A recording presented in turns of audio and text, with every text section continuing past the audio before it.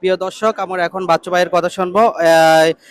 আওয়ামী লীগের শাসন আমলে শেখ হাসিনা যে অন্যায়ভাবে মানুষকে গ্রেপ্তার করে রেখেছিলেন এবং তারই প্রেক্ষিতে জামাতের জয়েন্ট সেক্রেটারি আজহার সাহেবকেও তিনি দীর্ঘদিন যাবৎ আওয়ামী লীগের শাসন আমলে গ্রেপ্তার করে হাজতে রেখেছিলেন।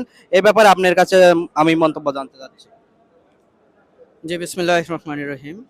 আমরা শুরুতেই মহান রবের শুকরিয়া আদায় করছি। আমাদের বাংলাদেশি আইন আছে, যেটা আপনারা দেখবেন ফৌজদারি আইন এবং হলো দণ্ডবিধি আইন। দণ্ডবিধি আইনের ১৯৪ দ্বারা স্পষ্ট করে বলা হয়েছে, যদি মিথ্যা সাক্ষ্যের মাধ্যমে কাউকে যদি জুডিশিয়াল ক্লিন করা হয় বা হত্যা করা হয়, তার সেম শাস্তি দিতে হবে। আজকে আমাদের এই রায়ের মাধ্যমে যেটা প্রমাণিত হয়েছে, আজহার সাহেব সম্পূর্ণ নির্দোষ ছিলেন। বিগত আমাদের যত নেতৃবৃন্দকে অন্যায়ভাবে মিথ্যা সাক্ষ্য দিয়ে ফাঁসি দেওয়া হয়েছে, প্রত্যেকের জন্য যারা এর সাথে জড়িত ছিলেন, আমরা সবারও এই ফাঁসি কামনা করছি। শেখ হাসিনা তো এখন দেশের বাইরে, যেমন ভারতে গোপন সূত্রে জানা গেছে তিনি ভারতে রাষ্ট্রীয় যে নিরাপত্তা শাসনে উনি এখন ভারতে আছেন। এখন ভারত থেকে আনার জন্য আপনার এখন মতামত আমি একটু জানতে চাচ্ছি, প্রধান উপদেষ্টার কাছে আপনার কি আবদার আছে? জি, আপনারা যে জানেন, আমাদের জুলাই আন্দোলনের কারণে অলরেডি চার্জ গঠন হয়েছে আমাদের ট্রাইব্যুনালে। সেখানে ইন্টারপোলে আবেদন করানো হয়েছে যে ওনাদেরকে যেন অতি সত্বর ওনাকে দেশে আনা হয়। সেজন্য আমাদের প্রধান উপদেষ্টার কাছে আরও আবেদন থাকবে, জোরালোভাবে আইনি প্রক্রিয়ায় এনিহাও হাসিনাকে দেশে আনা হোক এবং তার সর্বোচ্চ শাস্তির ব্যবস্থা করা হোক। শেখ হাসিনাকে যদি আইনের আওতায় যদি আনতে কোনো বিজ্ঞপ্তি ঘটে বা আনতে যদি দেরি হয়, সেক্ষেত্রে আপনাদের পক্ষ থেকে কোনো পদক্ষেপ গ্রহণ করা হবে কিনা? আমরা আমাদের রাজনৈতিক প্ল্যাটফর্মে যেটাকে রাজনৈতিক ভাষায় যেভাবে তাকে আনার জন্য যে ব্যবস্থা, সেটা আমরা সর্বোচ্চ চেষ্টা করব এবং সোশ্যাল মিডিয়া সহ সামাজিক আন্দোলন এবং রাজনৈতিক আন্দোলন, রাজপথে থেকে হাসিনাকে আনার জন্য যে জরুরি যে প্রচেষ্টা, সেটা আমরা অব্যাহত থাকবে। আপনারা কি প্রধান উপদেষ্টার কাছে এ ব্যাপারে কোনো লিখিত পদক্ষেপ গ্রহণ করবেন বা প্রধান উপদেষ্টাকে সহযোগিতা করবেন যে শেখ হাসিনাকে দেশে নিয়ে এসে আইনের আওতায় নিয়ে আসার জন্য? জি, এটা হলো আইনি প্রক্রিয়া। আইনি প্রক্রিয়া যেভাবে হয় সেটা করব এবং আমরা প্রধান উপদেষ্টাকে এটা আমরা আহ্বান জানাবো। কারণ প্রধান উপদেষ্টা নিজের একক সিদ্ধান্তে কোনো কিছু হয় না। আইন আইনের গতিতে চলে। আইনি প্রক্রিয়া যেভাবে আনা যায় সেটাই আমরা দাবি জানাচ্ছি।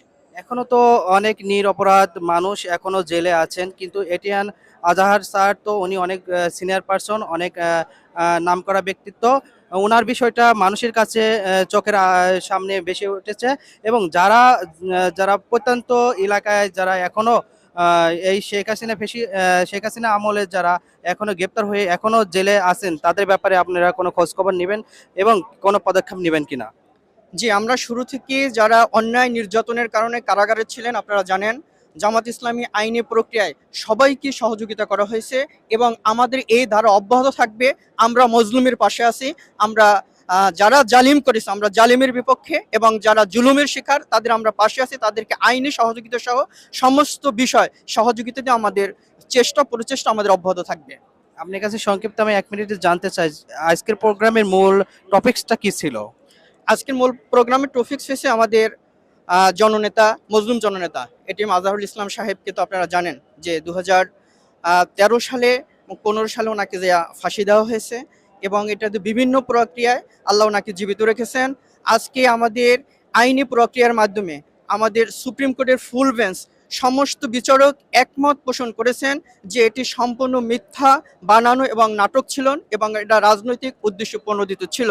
সেই উদ্দেশ্য নিয়ে আজকে আমরা মুসলিম হিসাবে, ইসলামী দল হিসাবে আমরা রাজপথে কোনো প্রোগ্রাম না রেখে মহান আল্লাহ জোনাকে জীবিত রেখেছেন এবং জাতির সামনে যা আল হাক্কু ওয়া যা হাকাল বাতিল, আল্লাহ তাআলা যে কোরআনে যেটা বলেছেন সত্য সমাগত মিথ্যা প্রভূত, এটাকে আজকে যে জাগ্রত হয়েছে, এটা আমরা শুকরিয়া আদায়ের জন্য আমরা আজকে বাইতুল মুকাররমে জড়ো হয়েছি এবং মহান মনিবের কাছে এটা নিয়ে আমরা দোয়া করেছি আল্লাহ যেন ওনাকে দীর্ঘ হায়াত দান করেন।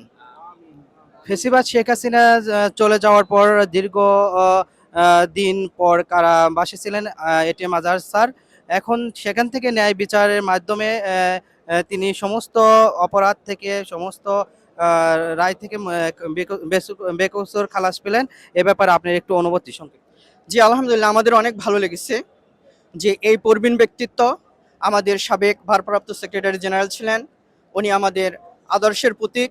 ওনাদের দেখে আমরা ইসলামী আন্দোলনের দিকে আমরা অগ্রসর হয়েছি এবং ওনারা ইসলামী আন্দোলনের আমরা অগ্রদূত, সেটাকে আমরা বিশ্বাস করে আমাদের ভালো লাগছে যে এই জাতির প্রত্যাশা পূরণ হয়েছে, সংগঠনের প্রত্যাশা পূরণ হয়েছে, প্রত্যেকটা মানুষের প্রত্যাশা পূরণ হয়েছে যে বাংলাদেশে আর যেন কখনো ফেসিজম কায়েম না হয় এবং তারা যেন কাউকে বিচার ব্যবস্থাকে নিজের মতো করে যেন কেউ যেন ব্যবহার না করে।